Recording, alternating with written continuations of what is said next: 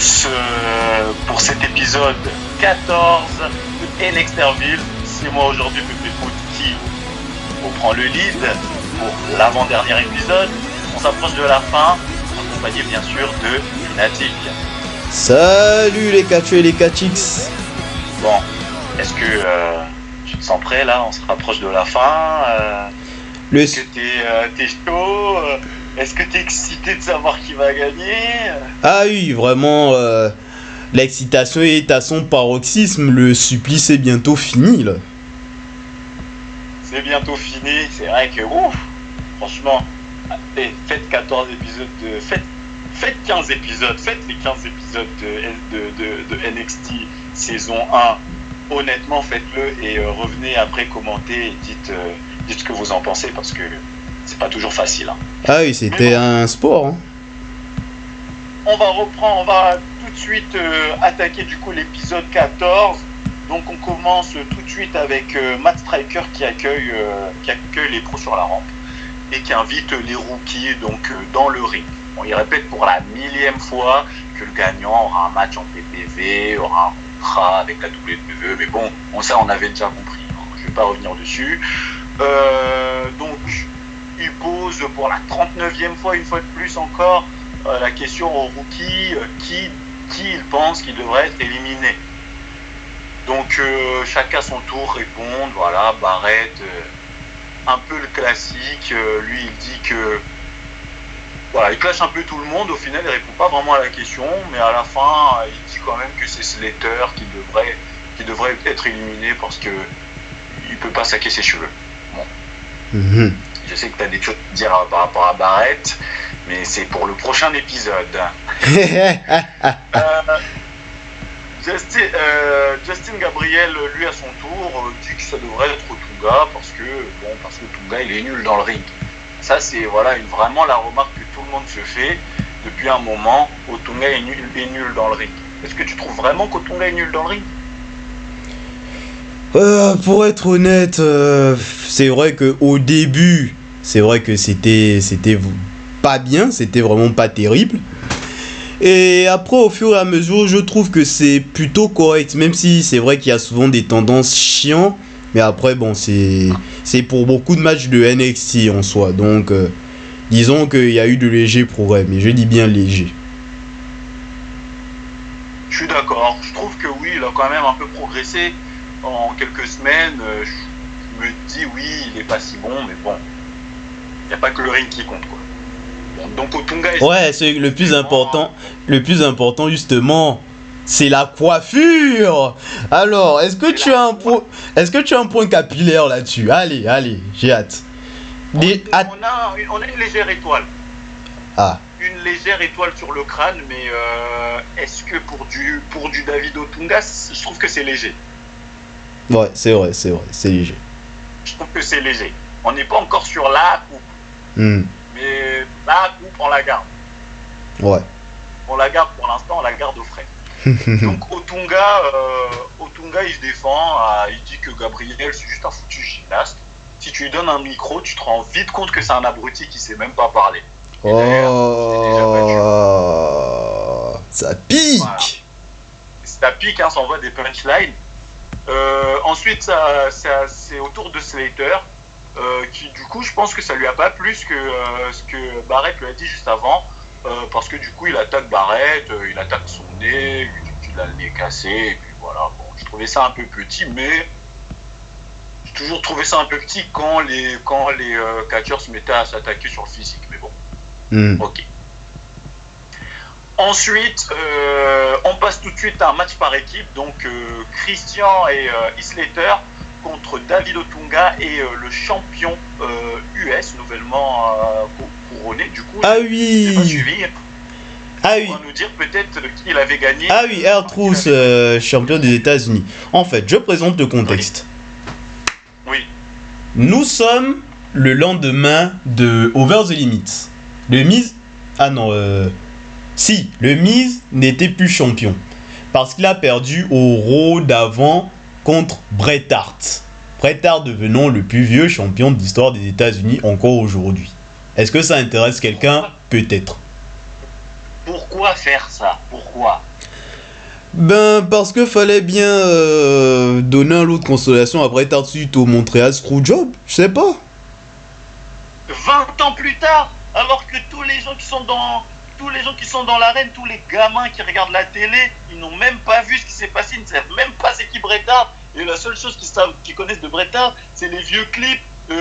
Même pas, parce qu'ils montraient même pas le Screwjob à la télé à l'époque. Ben, il a fallu 20 ans pour qu'il fasse la paix aussi, donc bon. Bon, bref. Mais Ok. maintenant, le problème, c'est quoi? C'est que, bon, les guests osent, ça casse un peu les couilles, donc Bret Hart a été nommé General Manager. Du coup, comme il est General Manager de Raw maintenant, il ne peut plus être champion des États-Unis. Du coup, le titre des États-Unis est rendu à vacant, lui rajoutant un nouveau règne à son palmarès. On connaît la légende. Et le Miz vient demander le titre, voilà, je veux le titre, c'est moi qui ai été champion, etc. Voilà, ma défaite était injuste la semaine dernière. Y a pas de problème, si tu veux être champion des États-Unis, vas-y Miz. Mais d'abord, tu devras affronter ce mec pour remporter la ceinture. Voilà, R-Truth s'est ramené, il a gagné le match et du coup, c'est lui le nouveau champion. Voilà, voilà. Maintenant, je te laisse enchaîner. Merci pour ce petit point du coup de précision important ou non. Mais bonne à savoir quand même parce que je me souvenais plus dans quel contexte R-Truth avait gagné la ceinture.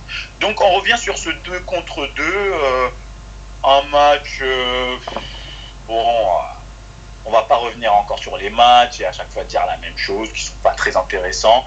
On revient, voilà, je vais directement aller jusqu'à la fin, victoire d'Otunga qui pine Slater, Slater qui est sur une mauvaise passe parce qu'il avait déjà perdu son match la semaine dernière et qui perd encore sur un splash de la 3e corde renversé par David Otunga qui le couvre pour la victoire. Ah oui, Slater vraiment est sur une losing streak là maintenant, c'est une dinguerie. Depuis, je crois, la période... Est-ce que, pas le premier classement, mais je pense depuis... les matchs contre Jericho. Ouais, il a enchaîné après les défaites.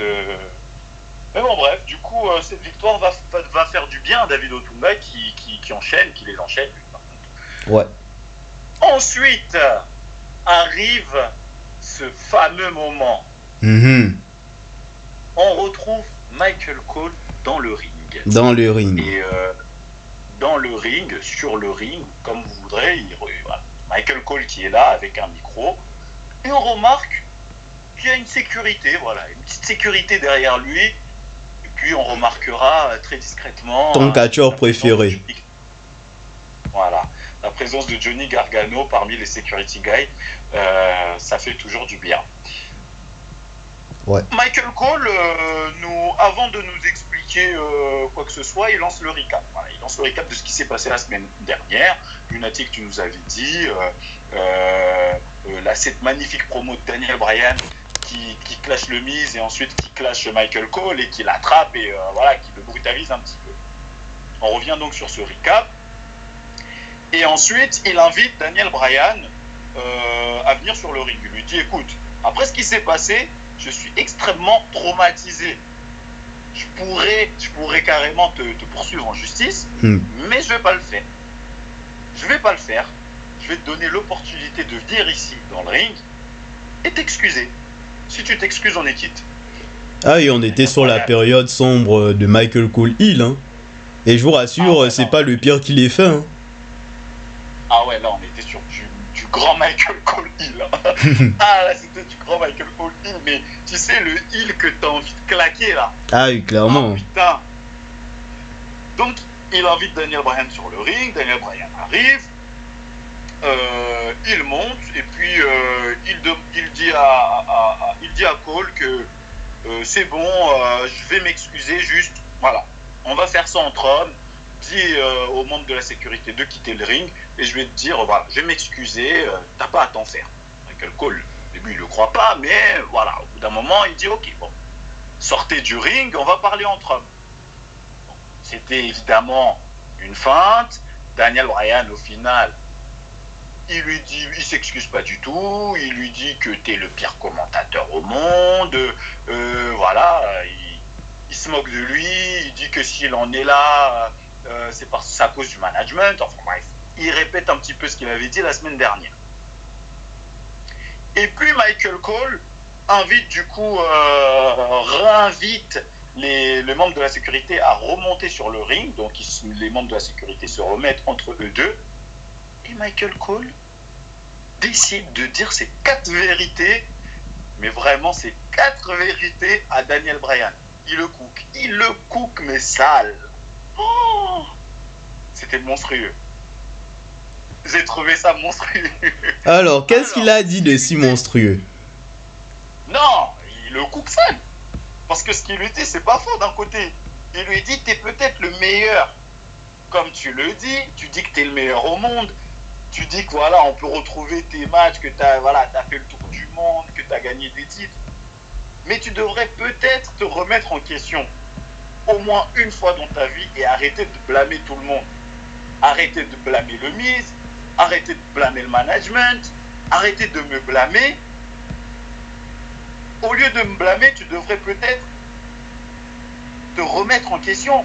Parce qu'au final, si t'es pas arrivé à la WWE, c'est juste parce que tu n'avais pas le niveau. Wow.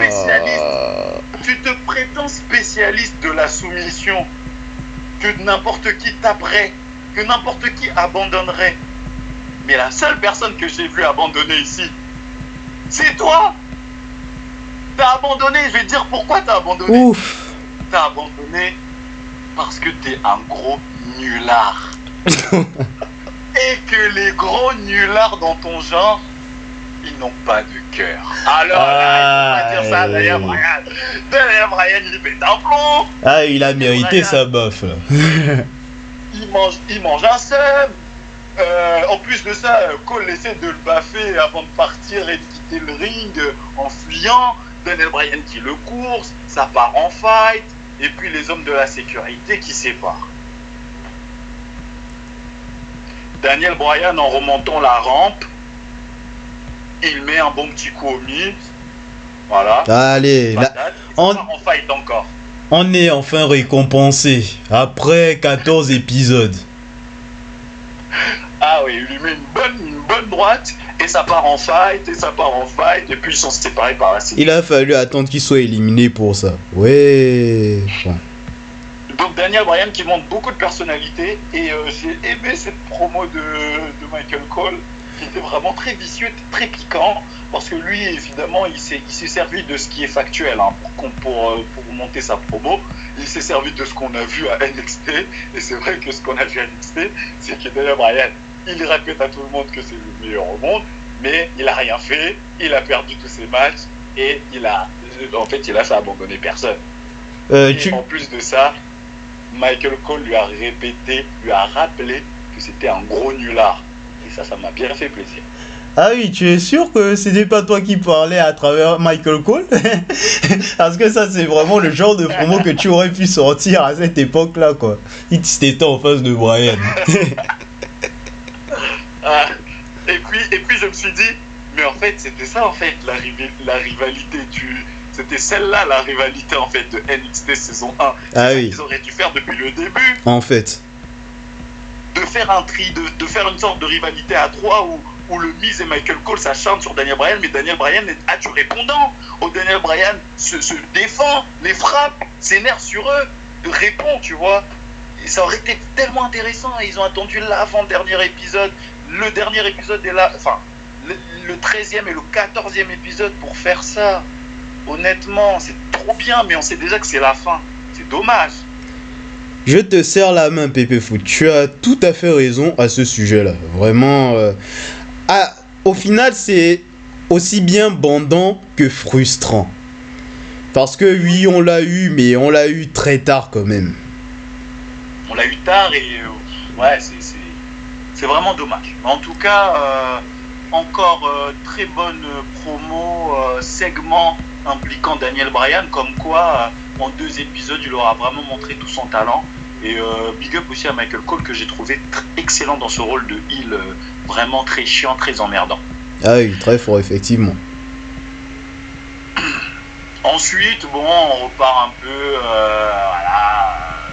La caméra, d'ailleurs, j'ai noté que la caméra filme ce groupe-là, cet horrible groupe dans le public, American Bang. Ah oui, j'allais... C'est eux les auteurs du générique d'NXT. Ouais. Ah oui. Sam Young. C'est horrible thème. Quoi? Horrible. Horrible. Non, mais il est bien ce thème. Ah, non, ça... Non, mais ça, c'était quand même un truc assez... c'était assez énergique, voilà, c'était assez... bon, pas engageant, mais... Oui, engageant et trucs comme ça. Voilà, ça représente vraiment la jeunesse de l'époque. En fait, ça représentait en fait NXT, quoi. Ce genre de musique. Ah, t'es nostalgique. Non, c'est... Je trouve que c'est un horrible thème, mais je vais pas leur donner davantage de secondes dans ce podcast. Ouais, les New meilleur thème de NXT. Voilà, moi je le dis. Non, mieux que Redemption. C'est NXT Black and Gold. Bon, la deuxième meilleure, on va dire. Ok. Allez, next. On passe à la suite. Raw Rebound. Ouais. Alors, qu'est-ce qui s'est passé lors de ce Raw? À part que Bret Hart soit GM, bien sûr. Ah, c'est l'heure du WWE Raw Rebound. Alors, le Raw Rebound, c'est Batista. Batista, à la suite du coup de son match dont on a un petit peu parlé dans l'épisode précédent contre Batista, il arrive dans le ring en chaise roulante déjà. Il n'est pas bien, il a le bras fracassé, mais il demande tout de même un rematch à John Cena. Voilà, il veut son rematch, il exige son rematch.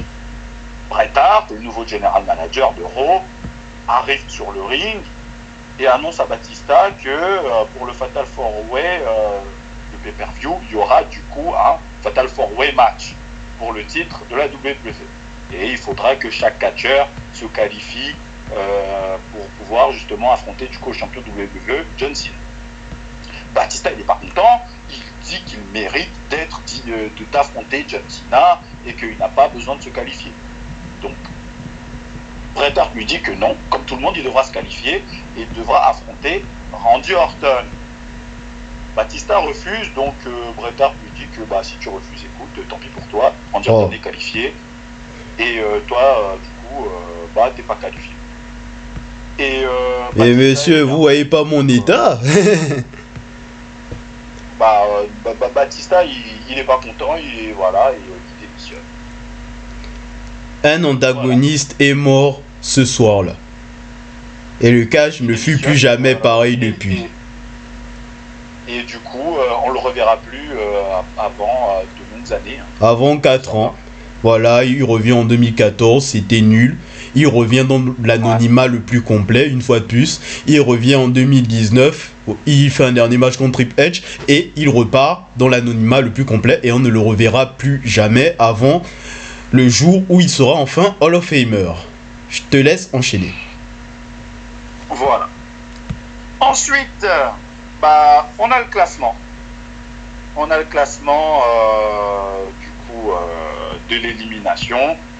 Et on va avoir, sans trop suspense, Wade Barrett, première place. David Otunga, seconde place. Étonnant, non. Les deux derniers, du coup, il restera Justin Gabriel et Heath Slater. Justin Gabriel à la troisième place et Heath Slater à la dernière place et il sera éliminé. Avant que tu ne continues, ça m'a quand même étonné parce que j'avais souvenir que c'était Heath Slater qui était en finale avec les deux autres. Ça m'a à la fois surpris et déçu. Bon. Ouais, écoute, il méritait au moins pour moi d'être dans les trois derniers, mais je comprends cette volonté de vouloir garder un style un peu différent de catch dans les trois derniers. Voilà. Ouais, après ça présentera bien Justin Gabriel en tant qu'outsider aussi. Comme là, oui, c'est Surface, tout ça. Bon. Donc ensuite, Matt Striker demande du coup aux pros de s'exprimer, d'expliquer pourquoi ils ont éliminé Slater en fait. D'ailleurs, une note parmi les pros, CM Punk n'était pas là. Pourquoi? Il s'était dû à la honte qu'il a subi over the limit, car il s'est fait raser le crâne. Voilà. En perdant. Voilà. Suite à une défaite contre Mysterio. Voilà. Voilà. Dans un match où. Bon, je te laisse continuer. C'était quoi la stipulation du match? Non, c'était pas un masque versus R. En gros, c'est si Mysterio. Oui, c'est ça. En fait, pour être plus précis, c'est si Mysterio perd, il rejoint la Strategy Society. Mais si CM Punk perd, il se fait raser le crâne. Ah ouais, et Rey Mysterio devait garder son masque s'il rejoignait la Strategy Society? Je pensais qu'il y avait un truc avec son masque aussi. J'en ai aucune idée. Je sais plus du tout. Enfin, en tout cas, Punk, étonnamment, perd ce match. Je pensais vraiment à l'époque qu'il allait gagner. Mais il perd ce match et donc se coupe les cheveux. Donc les pros, donc on leur demande pourquoi ils ont éliminé Heath Slater et puis Christian commence, vu que c'est son pro, il dit que il sait pas trop pourquoi il a été éliminé, mais il est quand même fier de lui. Bon. Moi aussi je suis quand même fier de lui. Le Miz dit que Heath Slater il n'a pas assez montré sa passion, il n'a pas assez montré son cœur quoi. Il n'a pas assez donné selon le Miz. Attends, tu rigoles. Franchement. Tu rigoles ou quoi? On n'a pas vu Heath Slater avec les mêmes yeux. Hein. Bah oui, j'ai un peu abusé quand même. Bon, le Miz c'est le Miz, hein. Il reste dans son rôle, lui, on va dire. R-Truth, sa réponse m'a vraiment fait rire. Sa réponse a été vraiment très ghetto. Il a dit, écoute mon frère, t'as fait de ton mieux, mais ici c'est la jungle. Bonne chance pour la suite. Ah oui. R-Truth en 2010, toujours aussi fumant quoi.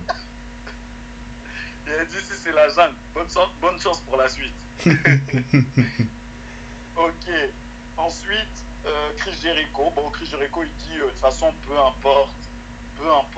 Il savait qu'à la fin, c'est Barrett qui va gagner. Voilà, c'est qu'à la fin c'est lui qui va gagner. Et après il fait un petit peu la leçon à Wade Barrett en lui disant qu'il doit un peu s'améliorer. Bon, il répond pas du tout à la question. Pour lui de toute façon c'est son rookie qui va gagner, donc peu importe. Ensuite c'est à Slater de dire un dernier mot. Il finit il se vante un petit peu de tout ce qu'il a accompli et puis je suis désolé, mais il n'a pas totalement tort. Le gars a battu Chris Jericho. En fait. Champion du monde. En fait. Il a battu Chris Jericho, champion du monde. Il a eu un très bon match où il s'est bien démerdé contre Kane. Il s'est donné, quoi. Et c'est lui qui se fait sortir. Une série de victoires. Il a eu une impressionnante série de victoires. Donc, il méritait pour moi d'être dans les 3 derniers. Et en plus de ça, le Miz, je trouve qu'il est un peu dur avec lui. Donc Slater, je suis totalement d'accord avec toi. Et on sait qu'il aura sa petite carrière à la WWE par la suite. C'est ça. Et c'est comme ça que se termine cet épisode. Nice. Je trouvais que c'était une bonne transition pour le dernier épisode final. Le highlight du show, c'était Michael Cole et Daniel Bryan comme le dernier épisode. C'était très bien, voilà, dans ce sens-là. En plus, ça fait quand même du bien de voir des catcheurs qu'on admire aujourd'hui dans des contextes un peu différents. Voilà. Coucou Johnny Gargano. Ouais. Et sinon, pour le reste, il n'y a rien de spécial à dire, quoi, à part le scandale que Slater se soit fait sortir avant la finale, quoi. Mais bon. Il fallait bien faciliter la sortie ou la montée au piédestal d'une certaine personne, n'est-il pas? Et bon, tu me teases, là. Ça, on va garder ça pour le dernier épisode. En tout cas, oui, moi aussi, je trouve que c'est un épisode qui fait le taf, oui, pour nous préparer à la fin. Il reste encore 3 rookies en lice et on verra, avec beaucoup de surprises évidemment, qui gagnera cette première saison de NXT. C'est ça.